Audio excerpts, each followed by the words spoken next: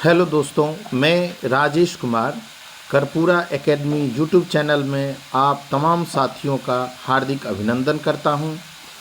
आज मैं economics subject का गेस क्वेश्चन लेकर आया हूं, जो शॉर्ट टाइप और लॉन्ग टाइप के रूप में है। 2025 जो वर्ष में फरवरी 1 फरवरी को शायद इसका एग्ज़ाम होने वाला है। 1 फरवरी बिहार बोर्ड द्वारा जो आयोजित होगा एग्ज़ाम, उसमें यह संभावित क्वेश्चंस हैं जो कर्पूरा एकेडमी के सदस्यों के द्वारा जो निकाला गया क्वेश्चंस हैं वो मैं आपके सामने ला रहा हूँ। आप इसे गंभीरता से लें और इसे बारी बारी से देखिएगा। अगर कोई क्वेश्चन आप नहीं इसका तैयार किए हों तो आप हमें कमेंट के माध्यम से बताइएगा, तो मैं इसे ज़रूर आपको इसका आंसर बता दूंगा। शॉर्ट टाइप कुल 30 हैं। कुल 30 शॉर्ट टाइप हमने बनाया, जिसमें से आपको 15 शॉर्ट टाइप एग्ज़ाम में आएगा, एग्ज़ाम देना है, जिसमें से 15 हमको पूर्ण आशा है जो 15 का 15 आ जाना चाहिए। 30 में से 15 मिलेगा ज़रूर। और लॉन्ग टाइप मैंने लगभग 8 बनाया, जिसमें से आपको 4 एग्ज़ाम मतलब उसका आंसर देना है एग्ज़ाम में। तो हमें आशा है जो 3 से 4 आ जाने चाहिए इसमें से। तो आप इसे एक एक करके देख लेंगे जो कौन कौन सा क्वेश्चन। चले देखते हैं हमारा शॉर्ट टाइप पहले क्वेश्चन कौन सा है। पहला क्वेश्चन हमारा शॉर्ट टाइप है, बजट से आप क्या समझते हैं? बजट किसे कहते हैं? वैसे तो यह बीएसटी में भी आता है और इकोनॉमिक्स में भी इसका कुछ पार्ट दिया है। बजट किसे कहते हैं? अगला क्वेश्चन हमारा है, उपभोक्ता संतुलन के अर्थ को समझाइए। उपभोक्ता संतुलन से आप क्या समझते हैं? उपभोक्ता संतुलन किसे कहते हैं? यह हमारा दूसरा क्वेश्चन है। तीसरा हमारा क्वेश्चन है, पूर्ण प्रतियोगिता से आप क्या समझते हैं? पूर्ण प्रतियोगिता किसे कहते हैं? यह हमारा तीसरा क्वेश्चन है। चौथा क्वेश्चन हमारा, मांग के नियम के क्या अपवाद हैं? मांग के नियम के क्या अपवाद हैं? और हमारा जो पांचवा क्वेश्चन है शॉर्ट टाइप, वह है पूर्ण प्रतियोगिता की कौन कौन सी विशेषताएं? पूर्ण प्रतियोगिता की विशेषता। छठा क्वेश्चन है, व्यष्टि अर्थशास्त्र और समष्टि अर्थशास्त्र में क्या अंतर है? व्यष्टि अर्थशास्त्र और समष्टि अर्थशास्त्र में अंतर स्पष्ट करें। अगला हमारा क्वेश्चन है, औसत लागत और सीमांत लागत में क्या अंतर है? औसत लागत और सीमांत लागत में क्या अंतर है? अगला क्वेश्चन है, राष्ट्रीय आय और घरेलू आय में क्या अंतर है? हमने लगातार 3 अंतरों पर ध्यान दिया है, आप तीनों अंतर को देख लें, जो राष्ट्रीय और घरेलू आय में क्या अंतर है।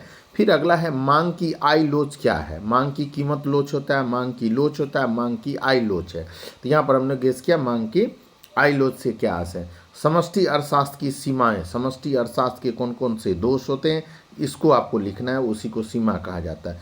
उत्पत्ति ह्रास नियम क्या है? उत्पत्ति ह्रास नियम क्या है? 11वां क्वेश्चन है, उत्पत्ति ह्रास नियम किसे कहते हैं? अगला हमारा क्वेश्चन है 12 नंबर, आय का चक्रीय प्रवाह समझाइए। आय का चक्रीय प्रवाह समझाइए। फिर हम लोग अगले क्वेश्चन की तरफ चलते हैं, गिफिन वस्तुओं से आप क्या समझते हैं? गिफिन वस्तुओं की कोई 2 विशेषताओं को लिखें। गिफिन वस्तु किसे कहते हैं? इस पर हमारा क्वेश्चन 13 नंबर है। और 14 नंबर क्वेश्चन है, मिश्रित अर्थव्यवस्था को परिभाषित कीजिए। भारतीय अर्थव्यवस्था मिश्रित अर्थव्यवस्था है, तो मिश्रित अर्थव्यवस्था किसे कहते हैं? मिश्रित अर्थव्यवस्था से आप क्या समझते हैं? वस्तु विनिमय प्रणाली क्या है? वस्तु विनिमय प्रणाली क्या है? अगला हमारा क्वेश्चन है, राष्ट्रीय और निजी आय में क्या अंतर है? राष्ट्रीय और निजी आय में क्या अंतर है? अगला क्वेश्चन है, मुद्रास्फीति क्या है? मुद्रास्फीति क्या है?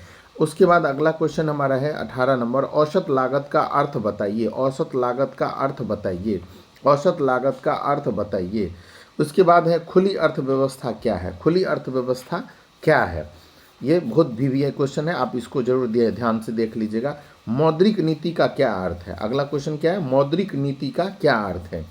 ये 20 नंबर हमारा क्वेश्चन है। अगला है क्वेश्चन, राजकोषीय नीति का क्या अर्थ है? राजकोषीय नीति का क्या अर्थ है? इसके बाद हम अगला क्वेश्चन लिए, मांग कब लोचदार बनती है? मांग कब लोचदार बनती है? मांग कब लोचदार बनती है? मांग का नियम बताइए। मांग का नियम बताइए। अगला हमारा क्वेश्चन है, कर क्या है? इसकी प्रमुख 2 विशेषताओं का उल्लेख करें। कर क्या है? इसकी प्रमुख 2 विशेषताओं का उल्लेख करें।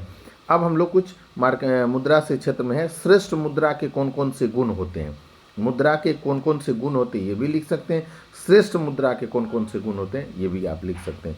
इच्छा और मांग में कौन कौन से अंतर हैं, किन्हीं दो अंतरों को लिखें, ऐसा क्वेश्चन आ सकता है। क्या इच्छा और मांग में क्या अंतर है।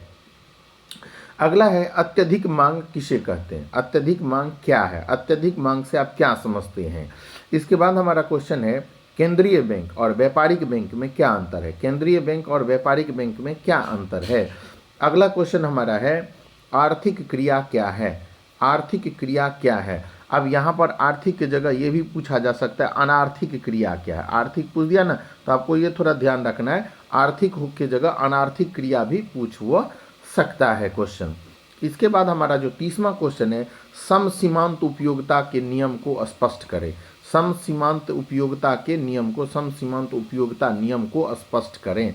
यह क्वेश्चन बहुत ही वीवीआई है, इस क्वेश्चन को ध्यान से देख लें।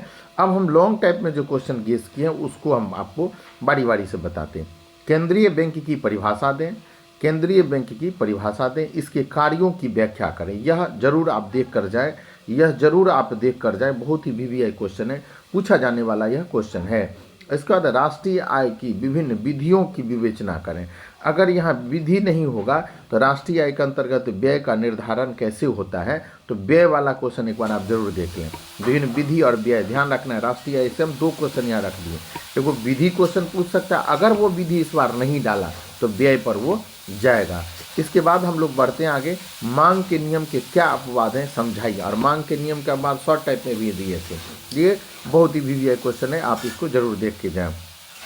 उत्पत्ति ह्रास नियम क्या है, यह क्यों लागू होता है। उत्पत्ति ह्रास नियम शॉर्ट टाइप में भी था, यह क्यों लागू होता है, और लॉन्ग टाइप में भी मैंने इसे डाला है।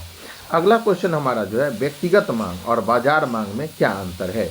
व्यक्तिगत मांग और बाजार मांग में क्या अंतर है। इसके बाद है एकाधिकार के अंतर्गत मूल्य का निर्धारण कैसे होता है। एकाधिकार के अंतर्गत मूल्य का निर्धारण कैसे होता है।